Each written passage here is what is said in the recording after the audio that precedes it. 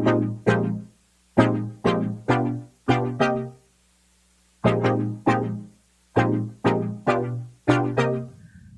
And welcome to Tech Affairs. मैं हूं सूरज और आज के इस लेक्चर में हम बात करेंगे अभी रिसेंटली एस्ट्रोनॉमर्स की एक टीम ने स्पॉट किया है rapidly spinning white dwarf star को। अब देखिए ये इंपॉर्टेंट इस वजह से हो जाता है क्योंकि ये जो वाइट ड्वार्फ स्टार है ना, ये अपना एक रोटेशन लगभग 25 सेकेंड में पूरा कर रहा है और यूजुअली ऐसा होता नहीं है, जिस वजह से ये लेक्चर काफ़ी इंपॉर्टेंट है, स्पेशली हमारे एग्जाम पॉइंट ऑफ व्यू से। So I will explain you each and every single detail about this white dwarf star. Now you can see over here some article about this white dwarf star. White dwarf star with fastest spin, one rotation every 25 second. Also एक science based article है, यहाँ पर आप देख सकते हैं wild propeller star smashes the record for fastest spinning white dwarf star. Well देखिए अभी रिसेंटली जो हुआ है ना, एस्ट्रोनॉमर्स की एक टीम ने सबसे तेज स्पिनिंग वाइट ड्वार्फ स्टार, जिसका नाम आप यहाँ पर देख सकते हैं J0240+1952 है, इसकी पुष्टि करी है, जो कि हर 25 सेकंड में अपना एक रोटेशन पूरा कर रहा है। मैं आपको बताता हूँ, देखिए हो क्या रहा है, यहाँ पर चल क्या रहा है आखिर। देखिए ये जो वाइट ड्वार्फ स्टार है ना, ये एक बाइनरी स्टार सिस्टम का ही हिस्सा है और जिसमें मैग्नेटिक प्रोपेलर सिस्टम के प्रभाव में इसका जो ग्रेविटेशनल फोर्स है वो प्लाज्मा के रूप में अपने बड़े स्टार से सामग्री को खींच रहा है और मैग्नेटिक प्रोपेलर सिस्टम के तहत ही ये जो वाइट ड्वार्फ स्टार है बाइनरी स्टार सिस्टम से प्लाज्मा को आकर्षित कर रहा है। हालांकि वाइट ड्वार्फ का मैग्नेटिक क्षेत्र एक सुरक्षात्मक बाधा के रूप में भी कार्य करता है, जिससे अधिकांश प्लाज्मा इससे दूर होता जा रहा है। मैं आपको इस फिगर के माध्यम से समझाता हूँ, काफ़ी इंटरेस्टिंग है, आप ध्यान से समझिए। सबसे पहले तो आप ये समझिए कि ये जो बाइनरी स्टार सिस्टम होते हैं, इसमें दो स्टार होते हैं जो कि एक दूसरे का चक्कर लगाते हैं। एक स्टार यहाँ पर, एक स्टार यहाँ पर, ये दोनों आपस एक दूसरे का चक्कर लगाएंगे, इसे ही कहते हैं बाइनरी स्टार सिस्टम।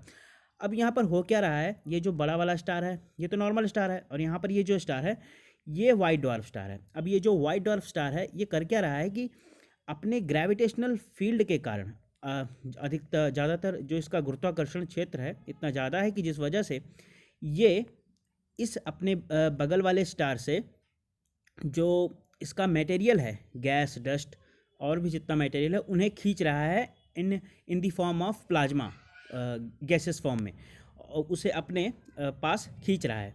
अब देखिए होता ये है कि वो खींच तो रहा है, लेकिन उसके खुद के गुरुत्वाकर्षण क्षेत्र के कारण भी वो जो मटेरियल वो खींच रहा है ना, वो उसके पास आ नहीं पा रहा है, ज़्यादातर वो उसे रिपल कर दे रहा है, उसका जो मैग्नेटिक फील्ड है वाइट ड्वार्फ स्टार का। और इस वजह से ये क्या होता है कि इसका वाइट ड्वार्फ स्टार का रोटेशन काफ़ी तेज़ी से होने लगता है जब ये इस मटेरियल को अपने पास नहीं खींच पाता है, इसके ग्रेविटेशनल फील्ड के कारण ये रिपल करता है। तो यही इसका मेन इसमें जो है फंक्शनैलिटी हो रही है, जिस वजह से इसका इस वाइट ड्वार्फ स्टार का रोटेशन काफ़ी तेज़ी से हो रहा है, वन रोटेशन पर 25 सेकेंड। तो आई होप अब आप चीज़ों को समझ पा रहे होंगे कि हो क्या रहा है आखिर इसमें। अब मैं आपको थोड़ा वाइट ड्वार्फ स्टार के बारे में बताता हूँ। देखिए मैं आपको ज़्यादा डेप्थ में नहीं बताऊँगा क्योंकि मैंने इस पर ऑलरेडी एक वीडियो बनाया हुआ है, तो आप उसे रेफ़र कर सकते हैं। मैं आपको उसका लिंक डिस्क्रिप्शन में दे दूँगा। फिर भी मैं आपको थोड़ा थोड़ा इसके बारे में बता देता हूँ कि होता क्या है।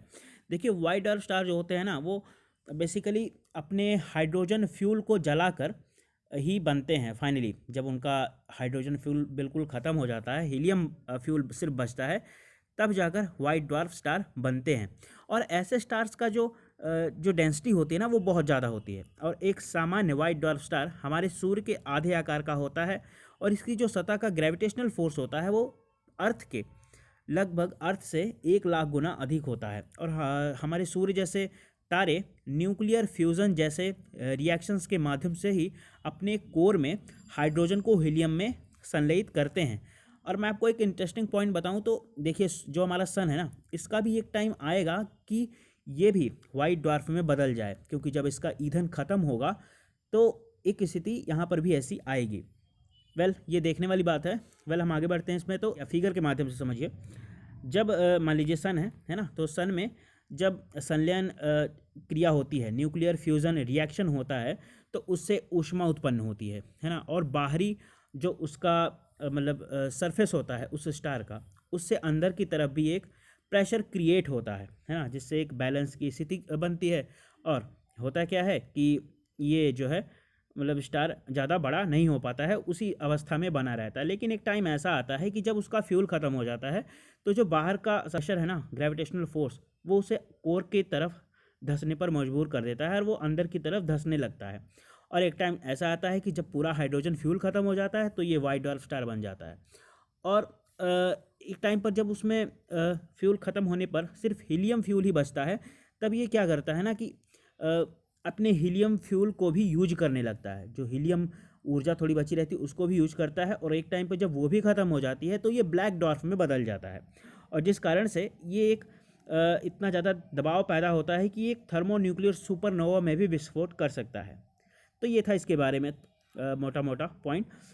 और इसमें एक पॉइंट और है जिसे चंद्रशेखर लिमिट। अब देखिए चंद्रशेखर लिमिट जो होती है ये एक स्थिर वाइट ड्वार्फ के लिए सैद्धांतिक रूप से संभव अधिकतम द्रव्यमान है। कहने का मतलब कि इसका जो ऊपरी सोलर मासिस है इस सन का, वो 1.44 से ज़्यादा नहीं होना चाहिए। अगर इससे ज़्यादा हो जाता है तो या तो ये ब्लैक होल में कन्वर्ट होगा, और या तो ये न्यूट्रॉन स्टार में बदल जाएगा। तो इस सीमा का जो चंद्रशेखर लिमिट है, यानी चंद्रशेखर सीमा है, इसका नाम नोबेल पुरस्कार विजेता सुब्रमण्यम चंद्रशेखर के नाम पर रखा गया था, जिन्होंने पहली बार 1931 में इस विचार को रखा था, इसके बारे में बताया था। और सितारों की संरचना और विकास में शामिल भौतिक प्रक्रियाओं पर उनके काम के लिए वर्ष 1983 में उन्हें भौतिकी में नोबेल पुरस्कार से भी सम्मानित किया गया था। तो आई होप आपको ये लेक्चर समझ में आया होगा, आपके लिए इन्फॉर्मेटिव रहा होगा, क्योंकि देखिए ये जो लेक्चर है ये काफ़ी इंपॉर्टेंट है, specially exam point of view से। अगर आपको इस लेक्चर की पीडीएफ चाहिए तो डिस्क्रिप्शन में आपको टेलीग्राम का लिंक मिल जाएगा, चैनल को ज्वाइन कर लीजिए, वहाँ पर इसकी पीडीएफ आपको मिल जाएगी। ऑल्सो आप मुझसे जुड़ सकते हैं मेरे इंस्टाग्राम पर, ऑल्सो ट्विटर पर भी, जहाँ पर आपको इसी तरीके की डेली बेसिस पर साइंस एंड टेक की अपडेट मिलती रहती हैं। तो अगर आपको ये लेक्चर पसंद आया हो तो इसे लाइक कर दीजिए, और अगर आप को ज़्यादा ही पसंद आ गया हो कुछ तो अपने दोस्तों के साथ शेयर कर दीजिए। अगर चैनल पर नए हैं तो चैनल को सब्सक्राइब कर लीजिए। सो मिलते हैं नेक्स्ट वीडियो में। Thank you for watching this, have a great day.